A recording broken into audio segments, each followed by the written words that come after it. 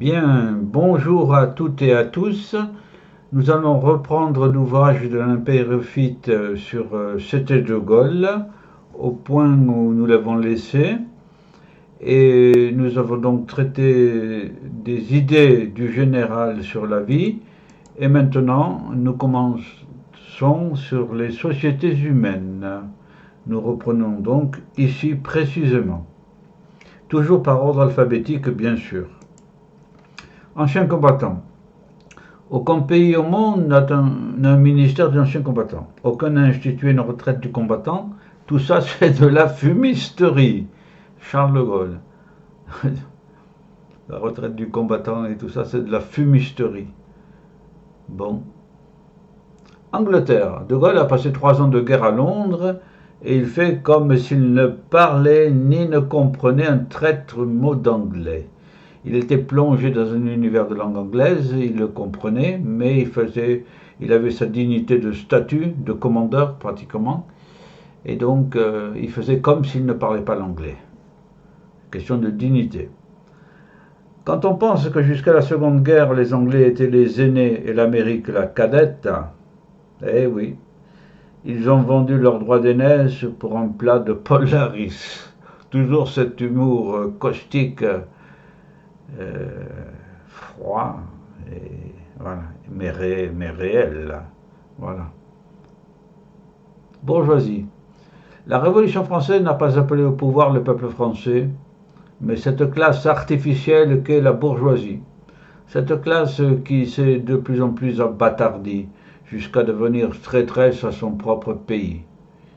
Bien entendu, le populo ne partage pas du tout ce sentiment. Le populo. En réalité, il y a deux bourgeoisies. La bourgeoisie d'argent, celle qui lit le Figaro, et la bourgeoisie intellectuelle qui lit le Monde. Les deux font la paire. Elles s'entendent pour se partager le pouvoir.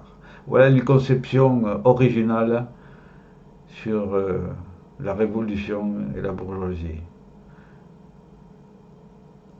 Oui, bon.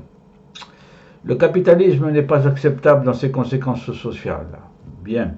Il écrase les plus humbles. Il transforme l'homme en un loup pour l'homme. Oui. Le collectivisme n'est pas davantage acceptable. Il ôte aux gens le goût de se battre. Il en fait des moutons. Oui. Il faut trouver une troisième voie entre les loups et les moutons. La participation et la planification. C'est une troisième voie un peu limitée là. La participation, la planification, ça se rapproche du collectivisme. Hein. Voilà, bon. Churchill. On ne peut pas parler de Churchill sans penser à son cigare. Mais ces cigares, il ne les fumait pas. Ah. C'était une pause alors. Dites-vous bien de Gaulle que chaque fois que j'aurai à choisir entre l'Europe et le grand large, je choisirai toujours le grand large. Churchill. Oui, oui, oui, oui. Oui, oui.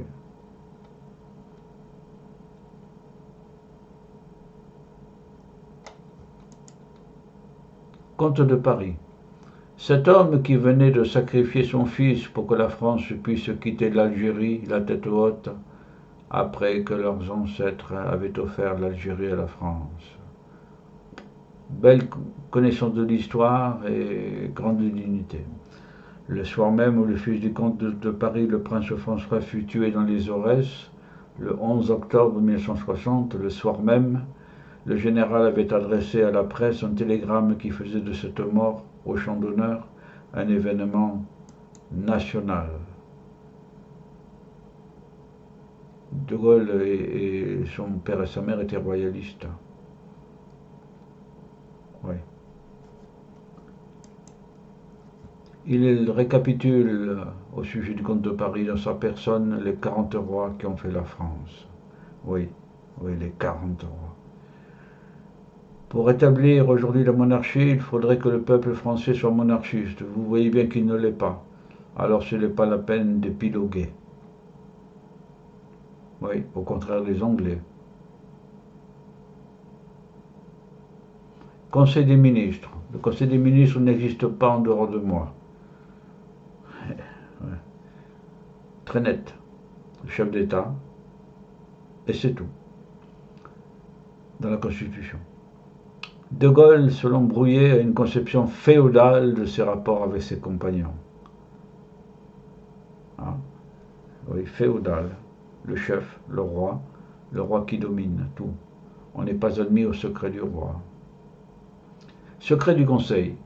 Messieurs les ministres, je vous rappelle qu'il est rigoureusement interdit de prendre des notes pendant le Conseil, à la seule exception du secrétaire d'État à l'information. Il y avait de la discipline. Comme Louis XIV qui avait fait graver en 1661 une médaille sur le secret des conseils du roi, représentant Harpocrate, dieu du silence, qui porte le doigt sur sa bouche. Comes conciliorum, dit la légende latine. Le silence est le compagnon des conseils. Le premier collaborateur du général n'est pas admis au secret du roi. Alain Peyrefitte. Constitution. Faisons des constitutions courtes et obscures. Talleyrand, cité par De Gaulle. Talleyrand du temps de Napoléon Ier.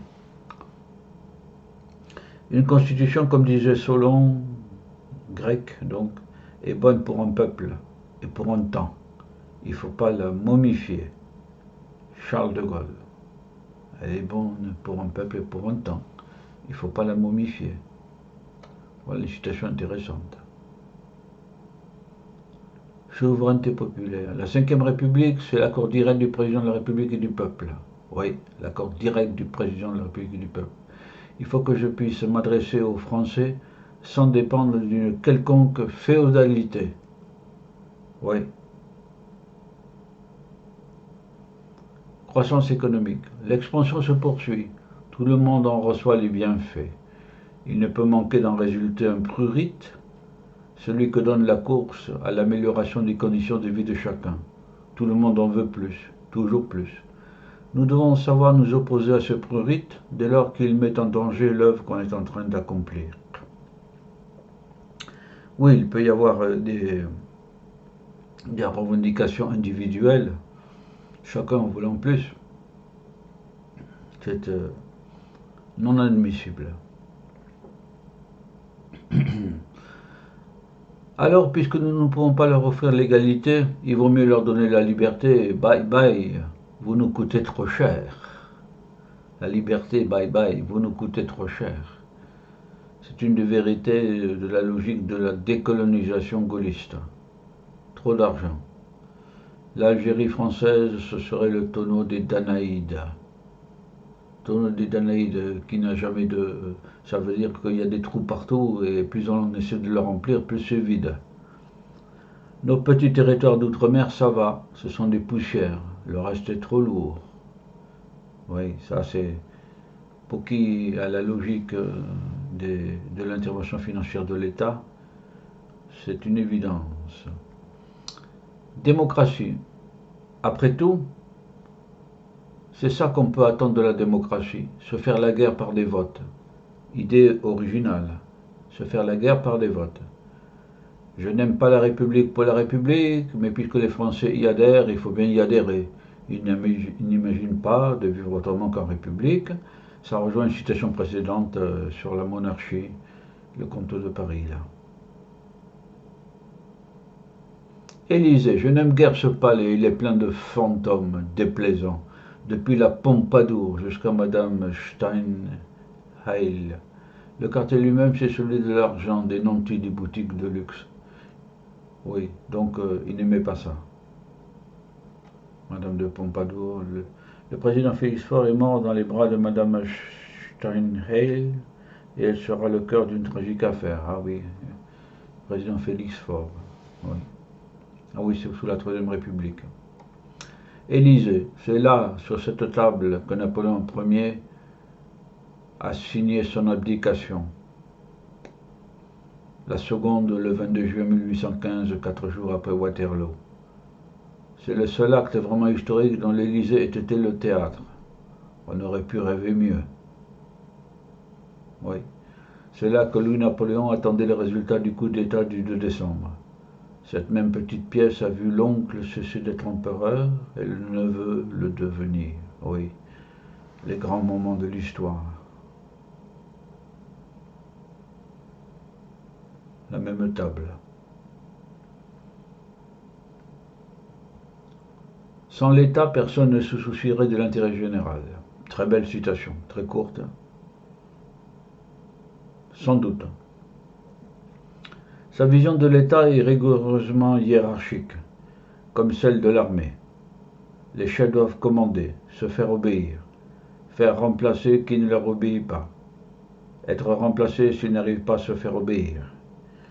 Ils n'aiment pas les responsabilités diffuses, ni le préfet qui se prend pour l'exécutant du conseil général, plus que pour le représentant du gouvernement dans le département, ni le recteur qui se croit surtout porte-parole de son université auprès du ministre et oublie qu'il doit être préfet du gouvernement auprès des universités. Vision hiérarchique. Quand il y a un chef, ça va mieux. Quand le pouvoir se dilue, ça va mal. Nation. Je souhaite l'Europe, mais l'Europe des réalités, c'est-à-dire celle des nations. Oui. Et il y a les langues. Supranationalité, c'est absurde. Rien n'est au-dessus des nations. Ça va loin. Rien n'est au-dessus des nations. C'est vrai que De Gaulle appelait l'Europe le machin. Fonction publique. La fonction publique, c'est une des rares choses qui tiennent encore à peu près dans ce pays. Opinion catégorique. Qui tiennent encore, à peu près. Qui tiennent encore. Anglomanie. À 6, on parle français. Il suffit que les Anglais soient là pour qu'on se croie obligé de parler anglais. Raison de plus pour resserrer les liens avec les Allemands.